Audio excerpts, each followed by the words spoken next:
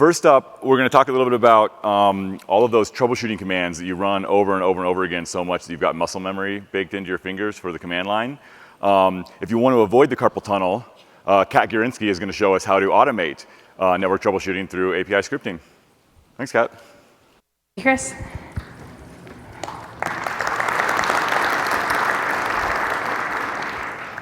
Hi, everyone.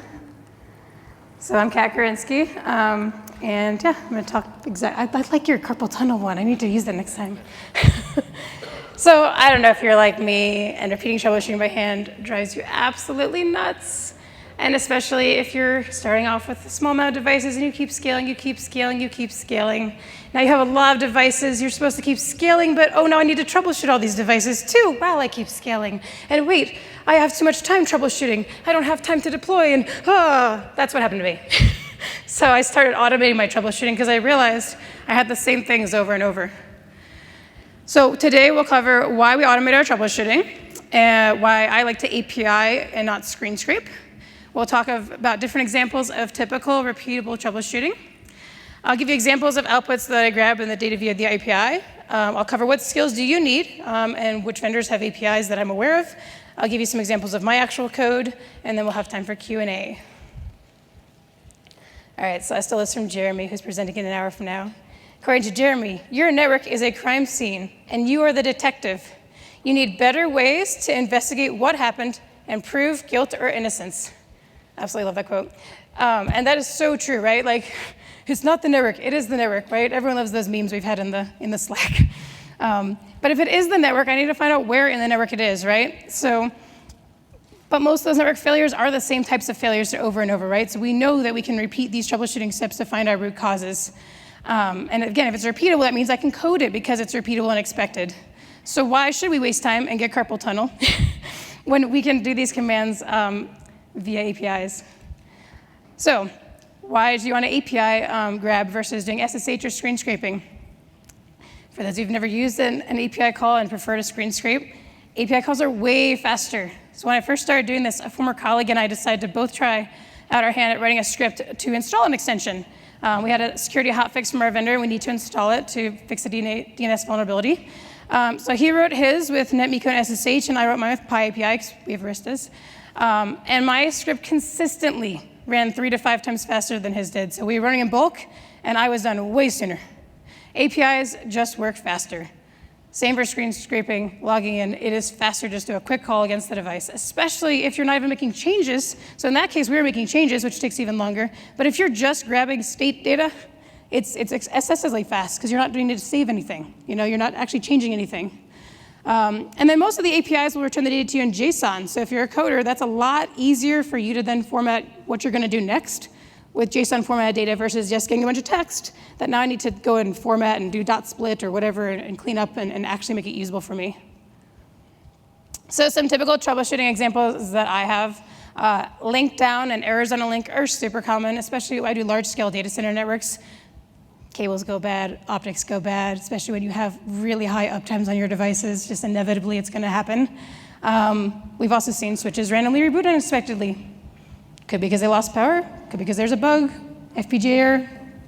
I need to know why, right? Power supply, again, when you have devices with long uptimes, inevitably you're going to have power supply failures, or maybe the PD went down, right? Could be either of those. When you open Tac Cases with Cisco, Arista, whoever, right? I'm sure they ask you for the same set of show tech comments like every time, no matter what the problem is. I know ours do. And then there's a lot more possibilities that we'll talk about. So, link down, link errors. Right, so first thing I've got to see is both sides of my link bad, if I don't know that already, right? I'm going to look at my light levels on both sides, right? Is there an obvious side that has a TX transmit failure, right? Or and the other side is obviously having a receive failure. Okay, that's going to make it a lot easier for me. If I see a transmit error, it's probably the optic over there. If I'm just seeing receive errors, I'm probably saying I'm into the fiber, right? I can also say how often is my link bouncing if it's not completely down, right? Because that also might be an indication of maybe there's a bunch of CRCs causing bouncing or something else, or just a faulty link, like a cable. And then I can grab the data on the optics and the serial numbers, because again, if it might be an optic and maybe it's an expensive optic, I might actually want to RMA that versus just throwing it in the trash. You know, it depends on what it is. So I may need to grab that data in case I need to open an RMA. You know, a lot of times I might need to swap a part or open a Tac case, so I'll grab the inventory data. Again, super quick stuff. I can just pull my switch. Obviously, I swapped out real host names for fake ones here. Get the model, get what OS version I'm running, get my fake serial number there. And then I can, open up tickets against those if need be. So, and I can format them however I want. And so in this case, I grabbed it all via JSON, but then I put it into a rich table with some nice color formatting. Which if you saw this talk in Nanog, I used to use pretty table. So that is one of the updates from Nanog is we got prettier in our tables and not using pretty table. Rich has some really nice formatting. All right, so then I can check for common outputs, right? So there's 3 things that I'm gonna regularly look for, right? I'm gonna see if I have interface counter errors. That's usually a good sign of CRCs and cable issues or bad optic on the other side. I'm gonna look at the transceiver because I might see like really funky bias currents, or again, that TX error might be failing and just giving me wrong numbers for transmit, or I might just see -30 on all my receives, which means the other side's my issue. All right, and then I'm also gonna look at show interface MAC detail, at least on my wrist as I look at this, because if I see a whole bunch of remote faults, then usually that optic, it's like counterintuitive, it's opposite what you think. Remote optic on those means that optic is actually going bad. So, and in this case, this one was not bad, just it was flapping a lot. But I've had ones I'll log in and I'll see like tens of thousands of remote faults, and I know it's time to swap the optic. So again, I get all that data back. And in this case, most of this, the top 2 tables, are actually coming back to me via JSON, so then I just format them into some nice little tables. The bottom one returns to me in text. It doesn't come back in JSON. Not every command is always going to be formatted for JSON when you return it. But then I just can print it to screen, so it displays as if I was on the switch, the same way I would see it on the switch doing that show command. So, and in this case, those show commands I wrote down, those are not coming back to me. That's me just manually typing out what the show command was and then shoving a table or the output below it. And then rinse lather repeat. If it's a bad link, then I'm going to want to go look at the other side. So if it's still up, I can actually go and see LDP neighbors. So if it's CRCs or it's just flapping, I'll be able to do this. Obviously, if it's down, that's not going to work. But, and again, I have if statements for those. So if it is down, I'm going to say, hey, the link is down. I can't look at the neighbor. You should probably go, here's your description of the port. I can at least grab the description from the local side, which hopefully you all label your ports with what they connect to. I do. And so I can at least get that if it's down. But if it is up, I can get the LDP data. And then I can rerun it and do all the same commands on the other side. All right, moving on to my next example. So switch reboots unexpectedly, right? There's gonna be generally 2 things I check to find out like what's going on. I wanna see the uptime, so how long ago did this reboot? So this is usually, I usually get a ticket saying the switch was down, but like 9 out of 10 times the switch is back up by the time I go look at it, unless it's actually failed. So I'm going to run this script against it, right? And I'll check the uptime. I'm also going to check the code version, because maybe I'm on a buggy version of code that I'm aware of, possibly. At least on Arista, I know you can do show the reload cause, which will tell you why it rebooted, whether it was a power loss, or if it hit like a strata error or whatever, some weird watchdog thing. It'll tell me there. And again, that's only 2 commands I'm really running. Doesn't take very long, but it's still faster to just go, sure, get my reload cause, switch name, psh, run, right? And then I have the format I need. I also, because maybe it's one of those 1 out of 10 times where the switch is not back up, my script will actually, before it tries to do those first 2 things, do a ping check. So it's not going to waste time trying to do 2 commands that are never going to work if the switch is still down.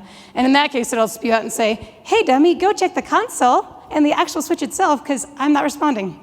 So again, do my if cases so that I can make sure I'm not wasting time trying to run commands that are going to time out, because I don't want 2 commands timing out, and I can have 1 command telling me it doesn't ping. So here's some examples where it is actually up, right? So in this case, I have it shove me out my host name, what model it was, my serial number, my OS version. And then you can see here, like I gave some examples of different examples of why it might reboot. Like in this case, on the left side, I had a chassis, and so that one actually had a stateful switchover, and it was just a buggy supervisor card. And the other side, it was just a power loss, Someone was messing with power, unplugged everything. So that was fine. The switch was okay. But on the left side, and the Arista is if there's actually like a reason for the reload that's not normal, it'll make a debug file. And so instead of printing that to screen, because that can be a lot of data, I can actually write that to a text file. So I can grab all that data via my call and then shove it into a text file that I can then upload to Tac for them to see if I should be concerned about this supervisor that caused a reboot of my switch. So then again, open up Tac. I've got all the information right there. I can copy paste that into my email for Tac, attach that debug file, and then they can help me figure out what caused it. Some of you guys may get FPGA errors on your scripts, on your switches. Our Aristas do occasionally, so I've written a script to help me figure that. Because sometimes the FPGA errors are corrected, and other times they're uncorrected. And on a switch that has an uncorrected FPGA error, I need to actually reload the switch to clear that. They're usually not impacting, usually leave them like that for weeks or months, but I like having healthy environments, so I like to do proactive reboots. Also, if it's on older code, then I'll use that as an excuse to upgrade the code on it while it needs that anyway. And so, like, here's an example of one where I could see when the last time it had an FPGA error, when it was last reloaded, what current version of OS it's running, because I may need to upgrade, I may not. And then I can go and plan my upgrade in CR for that accordingly. Power supply failures are a big one, especially in large-scale data centers like ours. So, okay, this one's not actually something broken. We actually just needed a new PDU. So, but the switch is actually healthy, but it's showing a bunch of power losses because we don't have all the PDUs plugged in here. So it was a good example I could just run to show you guys what it does look like if you had potentially one or more failures. Here, though, I'm grabbing all the information I might need for a TAC. So I'm getting all my serial numbers of my different power supplies, dumping my host name, my model, my serial number of the device. I can grab the SNMP sys location, my OS version as well, just in case it's actually a software thing and not a physical thing, but it's almost always going to be a physical, either bad power supply or an unplugged power supply. And then if it sees one of them is reporting a power loss, I've got a little if statement that'll generate a line telling me which power supplies are having power issues, and then give me, again, their model and those serial numbers specifically. So that left lower side underneath that table you see, I'll just copy and paste that into like a work order to the site and have them go investigate those power supplies. So they've got everything they need to know to find my switch, and then everything they need to know about which power supplies I think have failed, or maybe the power got bumped or the PDU is down. And then on the right, I just like to dump my show environment power output, which again is a text when it returns in. So I just print that back. However, I reformat my text as I do to make it more readable for me. And this was one of those rich formatting updates I did. So rich text you can colorize, which is kind of fun. So I did a bunch of if statements and told it to find replace with color formatting for things like power loss, which is okay. So I can more quickly glance at that output and see exactly where my issues were when I was looking at it. Like we were talking about earlier, right? Tac cases, right? We all open them all the time when things go really haywire, and Tac usually asks for the same set of files. So a lot of them will return in plain text. They may not be JSON formatted, so you might need to strip your new lines out of there. In the case of Arista, you can do any command from the CLI and then type your command, do pipe and JSON, and then the Arista can actually tell you whether it's going to return plain text or JSON results. So if it doesn't have a JSON conversion, it'll tell you there's no JSON conversion for this. So then when you go to write your code, you know you don't need to tell it that you're trying to request JSON if it doesn't exist. And then you can plan to execute it accordingly, whether you're going to have a text output or a JSON. So what I did on this script, though, is I just went through, ran all those commands, and then I just dumped them each to an individual file, because that's what they're going to ask for anyway. And at the very end, I take all the commands, tar them all up, one big nice little gzip, attach just that instead of like 10 different files. And Arista's very happy, and they don't bug me anymore. They just tell me what's wrong. So how can you do things like this? All right, so in my examples, a working knowledge of Python is usually the one that most of the modules are written for. So if you've got some base level Python and then some time learning your vendor's API module, that's like the base that you're going to need. Most vendors do have their own APIs and some Python module to work with. So all of my examples, again, were Arista, because that's what we run. But I've looked up, and there are Python modules for other platforms. Like Juniper has a PyJunos EasyNC. I couldn't find an official off-box one for Cisco, but there's a lot of user-created things to interact with Cisco. Extreme has EXSH on CLI, and then ESSH expect, which is a wrapper fusing with pexpect. So again, check different vendors, and there's usually something, either written by them or by somebody else, that you can adapt to make your life easier, so you're not just purely formatting JSON RPC calls against an API. So here's some example codes I have using pyeapi, right? So we started doing classes for things we're going to reuse in multiple scripts. So in this case, here's an example of how you create the node for your switch in Arista with pyeapi. Timeout is an optional field, but for some scripts, I will actually go and increase that timeout, because like show tech takes a really long time, as you all know. Most of my scripts, the time of 180 is fine, and that way my script kills itself before I get too bored when it's broken. But on things like show tech, if I leave the timeout too low, my script's going to fail, and it's actually working. So you can always change that as needed per your devices.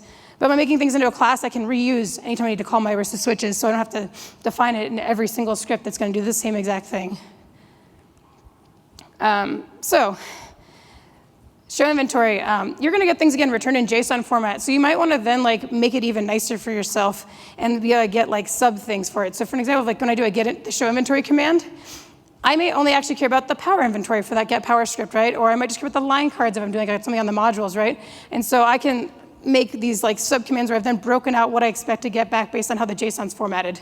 And that's what I did here, is I took that JSON and then I basically say, well, if I want to call inventory, I'll call the inventory plus what the subsection of inventory is, instead of dumping the whole inventory to myself for that subscript that I'm writing. So this is just an example of one way you can further clean up the data you're getting back and make it more usable in your individual scripts. But again, I can reuse this now in multiple scripts for different purposes of troubleshooting. Show version's another great example where you might want to reformat it. So I actually reformat my show version outputs into a dictionary that's more usable to me. So I go through, call my show version, and then I tell it what each variable that I want to recall it, because maybe I don't want to call it the way they formatted it with their names. I also, in the case of this little if-else section you see in the middle, there's different commands on Arista when you just get past like 4.20 version, for example. And so then I have another like sub thing I added to our show version output saying, hey, if the EOS is older than this, tell me that I'm using old commands, and otherwise tell me I'm using new commands. Because then a lot of times what I'm going to do when I run a script is I'm going to need to run a different command completely if it's on a newer version. And so I need to know that based on the show version output first before I can even do the rest of the script. So I kind of baked that into our show version or get version subcall function there.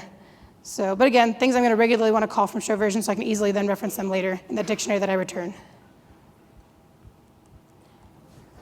Current uptime, that's always a fun one, because when you do things on Python, you get things like a bunch of UTC numbers that make absolutely no sense, and I don't know what time or date they're talking about. So this is when you're just going to use your regular Python skills.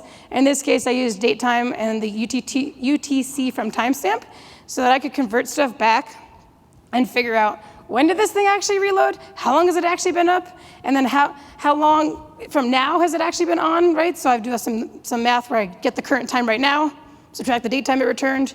Okay, this has been up for a year and 5 days, right? And I format it nicely so I can actually understand what I'm looking at. So yeah, you're going to find that regular basic Python 101 stuff like interacting with date time might be useful for things like uptime, because most vendors are going to return a generic big UTC number. So other use cases for API scripting, obviously we don't have to limit that to troubleshooting efficiency. That's my big explanation here for you guys today, but we can use these for other general tedious tasks. One of my favorite things, and the first thing I ever wrote with Python eAPI for Arista, was a script to update port descriptions based on LLDP, ARP, and IPv6 neighbor data. People would give me patch plans, and I'd have to take the CSV and go log in, interface Ethernet 1, description, blah, blah, blah, server, Ethernet 2, description, yeah. You probably want to shoot yourself after about the 20th switch, right? So when I realized I could automate all that just based on looking at what the switch actually observed, that was great. I could then run this script, and in seconds, all the ports had names on them that were logical and what that was actually plugged in. And then I could still take that patch plan if I cared and see if they actually plugged things in correctly. Compare. Okay, that matches, cool, move on. So that was, again, just a tedious task, right? You're going to look at an ARP data and just do a DNS lookup. So you make a function, and that's all it does. It just repeats over and over and over, and then shoves in the command. Pre-upgrade flight checks, right? So maybe I need to upgrade a switch. That, again, is going to be a lot of the same commands, just like troubleshooting, the same commands over and over. You probably have like 10 or 15 or 20 commands that you're going to run before you upgrade a switch. You want to get the ARP table, you want to get the neighbors, you want to get the current version, you want to get, if they have extensions like on Arista, you want to get the current extensions. You want all of these things, and then you want the exact same all of these things after you upgrade, right? So you run the script once, you do your upgrade, you run it again. Now you can do a nice little CDiff, colorized diff, and it's way easier on your eyes, and you know everything was ran, and then you can quickly see if anything went wrong in your upgrade. Like you didn't have to go log in and type those 15, 20 commands and tell it to start logging the screen or any of that boring stuff. It made text files for you, right? And it saved you so much time. And again, those are show commands for that second one, right? So that one goes really fast. It's just show, done. Remediation, right? So like I talked earlier about the hotfixes, right, with my colleague and I, right? So if I need to remediate something quickly and effectively against a ton of switches, I can figure out how to do it once, right? Log in, okay, what's the commands for this? Okay, let's write automation for all that. And then I can push it in bulk. I can do threading. So I can push it against 20, 40, 50, 100, whatever you can handle, at the same time. It can be run against multiple switches. I don't have to do it serially. Likewise, if I got baselines or ACL config updates, maybe your information security team says, oh, we want to block this new IP address now from accessing switch logins. Go make the change, push the ACL change out to everybody. So really, the possibilities are only limited by your creativity. There's so much you can do with API scripting. And if you don't have API, but you need to do some troubleshooting, you can always use SNMP, because there may be devices out there that are just really old and don't have a good API. So I'd probably say your next best option is going to be SNMP polling. At least for things like errors and discards and link state, you can get all that via SNMP. You're probably going to have to map out things on your links to make sense of the OIDs for your if description to your errors and discards and bits, so that part's a little annoying compared to doing it via an API call. But again, if you don't have API as an option, SNMP is always a good backup way for getting some basic stuff for troubleshooting, like errors and other basic information, OS versions, all that will usually get returned via SNMP as well. And SNMP is still faster than screen scraping for basic data, though. So again, just another backup option you have. Optimization. So just a few tips that I have from my personal learning experience doing this. So try to run your tools and your scripts locally to the site. I support globally for our build-outs. Running something from Austin, where I live, is probably not the best idea to go access something in Asia. It's going to be a lot slower, right? So if I can have a local jump host at that site, I'm going to have much faster data returned, and then it's only one little download of a file, or it's already coming to my screen on that local host that I'm logged into. So for anything, whether that's going to be your API, SNMP, SSH, anything, it's always better if you can to access your device locally. When you can as well, cache your data when possible. That'll speed up your script runs even more, like your interface names. If you have a network source of truth database with interfaces stored, query that first, and then use that to do the rest of your data. So like when I go run things, I'll actually run them in bulk against a bunch of switches in a site, and I'll query our inventory database. So in the scripts that I published, they're just going to show you how to do it against a text file, but you can code stuff where you can make your source instead of being a text file be a database you have at your workplace. And that's what I do when I'm running scripts. I'm going to say, I want to check all the devices in this data hall. And so I can do a quick little query, grab devices dynamically based on our current inventory, and then run against them there. So create outputs that are formatted in the way that is best suited for your ticketing systems and tools. This is another really good optimization. So in the ticket system that we use, if I do code and then put all my stuff in there, then do a /pre, /code to close it, when I paste that into the ticketing system notes, it'll have that pre-formatted code block. So it'll look much nicer than just like, getting rid of all my tabs and spaces on my formatting that I worked so hard on with my tables and things, and now it's stripped and it looks ugly. Most ticketing systems usually support doing some sort of pre-formatted code block, so you can add that into your code, like with some extra print statements on what you're printing on the CLI. That way when you go to copy and paste it out, it's already nicely formatted in the ticketing system and didn't lose all that formatting. Security best practices I like to also mention. Don't save your SSH and API passwords or your SNMP community scripts hard-coded in your scripts, please. Okay, great way to open yourself up for vulnerabilities. Even if it's only within your company, you don't want to do this. So I recommend prompting with getPass, or you can store it in environment variables. So I used to always do getPass, and I've kind of switched to environment variables where I can set an environment variable for the username. That part can be always in my environment. And then my password, if you didn't know, I only learned this a couple years ago because I'm not a Linux person originally. If you do space and then your command on Linux, when you do the up arrow, it won't come back up. So you could do your space, export equals, and your password. And then, so when I first log into my jump host, I'll paste my password in that way. That way it's not in the history. It's not in my ZSH file, config file, or anything. But just for that current login, now it has my password stored, so I don't have to go type it every single time I run my scripts, like if I have getPass instead. So again, environment variables are a really great way to make it so you're not doing your password 20 million times, but also not storing it either. You're just temporarily storing it without any history of it. Also, try not to write current employer-specific code if you can, right? You guys might do things a certain way. If you can try to make it as agnostic from your current employer as possible, that's always a good best practice. And then plan ahead for multi-vendor environments, right? So right now, obviously, my stuff is very much single vendor because it's using the Python eAPI, which is an Arista module, right? But if I did switch and we suddenly all of a sudden tomorrow started using Juniper or Cisco, I'd have to rewrite everything, right? Because I'm doing everything based on the expectations of that module. So if you think there might be a chance that you're going to suddenly switch vendors or have multi-vendor, then from the beginning, you want to try and plan ahead for that when you write all of your classes and your functions. So I'm always curious about what all of you guys are also doing for frequent troubleshooting. I love to see other use cases. I am a big believer in brainstorming and sharing ideas on best practices.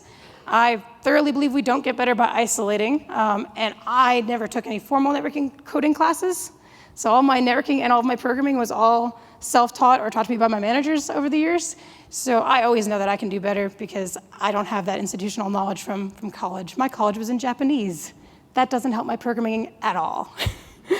I understand languages, so it helps in that respect, but everything else has been just like as I go look it up on in a book, or go look it up online or on O'Reilly, right? So I love to hear from people if you think there's something that I'm doing that I could do differently or better, or if you want to know how I can help you do something. I love talking about that kind of stuff. So my email is kat@gurinsky.net, and I also sit on the Network to Code Slack. I'm obviously on the new network automation forum Slack as well. And with that, I'll open it to questions.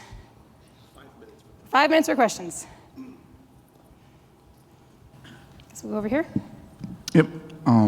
So maybe kind of less of a question, more about the coordination aspect, but as you say, we should be writing these things to be vendor agnostic and everything. So could we, all of us here at AutoCon, like form like maybe a GitHub page where we post the anonymized stuff out there, or is that out there already or anything? Oh, by the way, if you go to my end, I didn't post it. I have my stuff. Oh, I know why it's not here. I meant to add it. I have my code actually on a public repo. When I did Nanog, they gave me permission, but I didn't get permission until the last minute, so my slides are missing the link. I'll make sure that you guys get the update with the link for my slides. But I am on GitHub, so if you find me on GitHub, I have a repo for this. And then also, when the slides do get published for you guys, I gave like additional useful links to getting started for different vendors. But yeah, I would love to if we can all contribute to some standard location. So yeah, I got a bunch of documentation for you guys. Right over here. Okay.